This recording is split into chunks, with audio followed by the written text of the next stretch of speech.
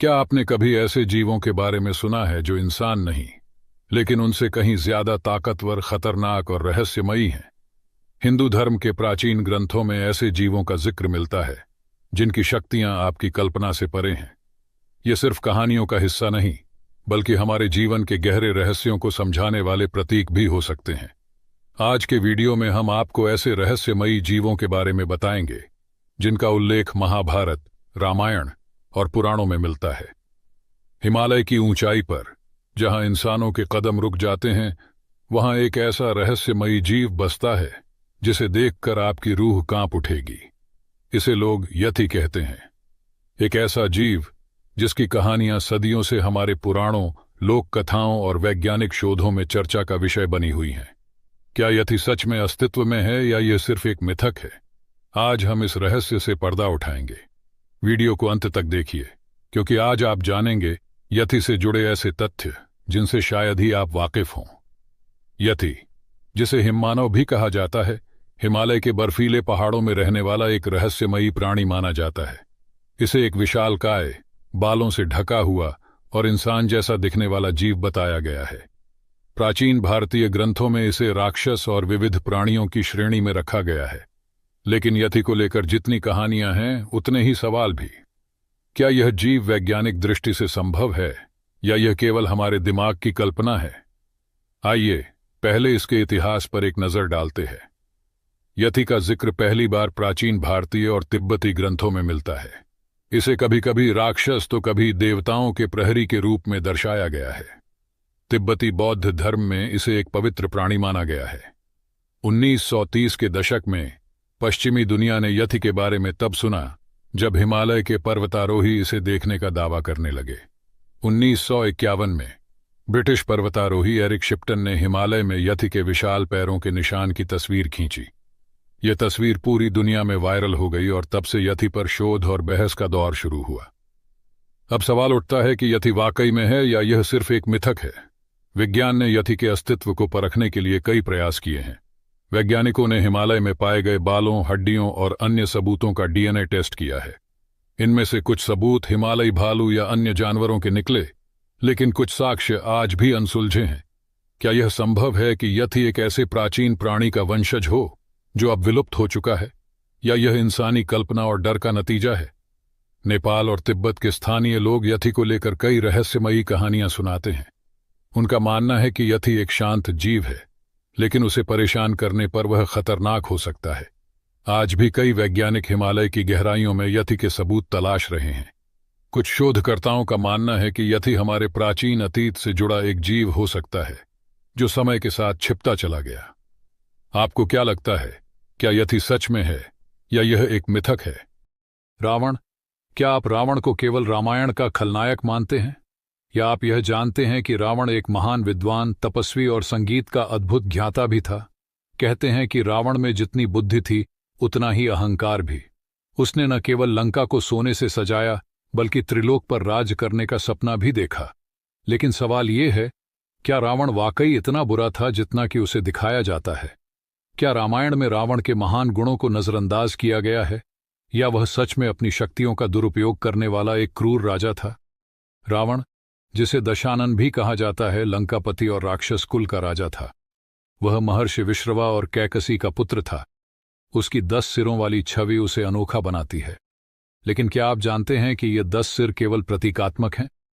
रावण के 10 सिर उसकी 10 प्रमुख योग्यताओं का प्रतीक थे। 1. वेद और शास्त्रों का ज्ञान। 2. तंत्र मंत्र और योग की विद्या। 3. चिकित्सा शास्त्र। 4. वास्तुकला। 5. ज्योतिष। 6. संगीत। 7. युद्ध कौशल। 8. राजनीति। 9. कूटनीति। 10. अपार बल और साहस। रावण की शक्ति का स्रोत था भगवान शिव का वरदान। उसने कठोर तपस्या करके शिवजी को प्रसन्न किया और उनसे अद्वितीय शक्तियां प्राप्त कीं। उसकी ताकत इतनी थी कि वह देवताओं को भी पराजित कर सकता था। रावण केवल एक योद्धा नहीं, बल्कि एक महान विद्वान भी था। संस्कृत का ज्ञाता। रावण ने कई ग्रंथों की रचना की, जिनमें रावण संहिता और शिव तांडव स्तोत्र प्रमुख हैं। संगीत का महारथी। रावण वीणा का अद्भुत वादन करता था। कहते हैं कि उसका संगीत भगवान शिव को भी प्रभावित करता था। वास्तुकला। रावण ने लंका को सोने से सजाया और इसे दुनिया की सबसे उन्नत नगरी बनाया, लेकिन उसकी महानता के साथ साथ उसकी कमजोरी भी थी, उसका अहंकार। उसने अपनी शक्ति और ज्ञान का उपयोग कई बार गलत उद्देश्यों के लिए किया। रावण के अंत का सबसे बड़ा कारण यह था। रावण का सबसे बड़ा अपराध था देवी सीता का हरण। लेकिन क्या आप जानते हैं कि यह घटना केवल एक अपहरण नहीं, बल्कि उसके जीवन के पतन की शुरुआत थी। रावण ने सीता का हरण करके न केवल भगवान राम को चुनौती दी, बल्कि अपने अंत को भी आमंत्रित किया। सीता को पाने की उसकी लालसा और अपने बल का अहंकार उसे अंधा बना चुका था। रामायण के युद्ध में रावण ने अपने परिवार और सेना को खो दिया। आखिरकार भगवान राम ने रावण का वध किया और अधर्म का अंत किया। क्या आप जानते हैं, रावण शिवजी का परम भक्त था। उसने शिवलिंग को लंका लाने की कोशिश की थी, लेकिन भगवान गणेश ने उसे छल रोका रोक दिया। रावण का भाई विभीषण धर्म का पक्षधर था और उसने राम का साथ दिया। रावण का वध हुआ तो भगवान राम ने लक्ष्मण को उसके पास जाकर ज्ञान लेने को कहा, क्योंकि रावण जैसे विद्वान बहुत कम होते हैं। रावण केवल बुराई का प्रतीक नहीं, बल्कि अच्छाई और बुराई का मिश्रण था। रावण की कहानी हमें यह सिखाती है कि शक्ति और ज्ञान अगर अहंकार और लालच के साथ मिल जाएं तो विनाश का कारण बन सकते हैं। रावण महान था, लेकिन उसके अंदर की कमियां उसकी महानता पर भारी पड़ीं। तो क्या हम रावण को केवल खलनायक मान सकते हैं, या उसे उसकी महानता के लिए भी याद करना चाहिए? यह सवाल आज भी प्रासंगिक है। तो दोस्तों, आपको क्या लगता है, क्या रावण केवल एक खलनायक था, या वह एक मिसअंडरस्टूड महानायक था? अपनी राय हमें कमेंट में जरूर बताएं। अश्वत्थामा, क्या आपने कभी सुना है एक ऐसे योद्धा के बारे में जो हजारों सालों से जीवित है? वह योद्धा जो महाभारत के युद्ध में लड़ते लड़ते आज तक अपने कर्मों का फल भोग रहा है। कहते हैं अश्वत्थामा द्रोणाचार्य का पुत्र महाभारत के युद्ध के बाद से आज तक पृथ्वी पर भटक रहा है। उसके माथे पर भगवान कृष्ण द्वारा दिया गया श्राप उसकी पहचान बन चुका है। लोगों का दावा है कि उन्होंने अश्वत्थामा को भारत के जंगलों, प्राचीन मंदिरों और निर्जन स्थानों में देखा है। पर सवाल ये है, क्या अश्वत्थामा वाकई अमर है, या यह सिर्फ एक कहानी है जो पीढ़ी दर पीढ़ी सुनाई जा रही है? आज हम आपको बताएंगे अश्वत्थामा के रहस्य से जुड़ी अनसुनी बातें। वीडियो को अंत तक देखिए, क्योंकि यह कहानी आपको सोचने पर मजबूर कर देगी। अश्वत्थामा द्रोणाचार्य और कृपि के पुत्र, महाभारत के सबसे वीर और कुशल योद्धाओं में से एक थे। उन्हें भगवान शिव का अवतार भी माना जाता है। उनके माथे पर चमकता हुआ मणि उनकी शक्तियों का प्रतीक था। महाभारत के युद्ध में उन्होंने पांडवों के खिलाफ लड़ाई लड़ी, लेकिन जब कौरव सेना हार गई तो अश्वत्थामा ने पांडवों को खत्म करने की ठान ली। क्रोध और बदले की आग में जलते हुए उन्होंने पांडवों के शिविर में घुसकर 5 भाइयों की हत्या कर दी। लेकिन वह नहीं जानते थे कि वे असल में द्रौपदी के 5 पुत्र थे। इस घटना ने उनके जीवन को बदल कर रख दिया।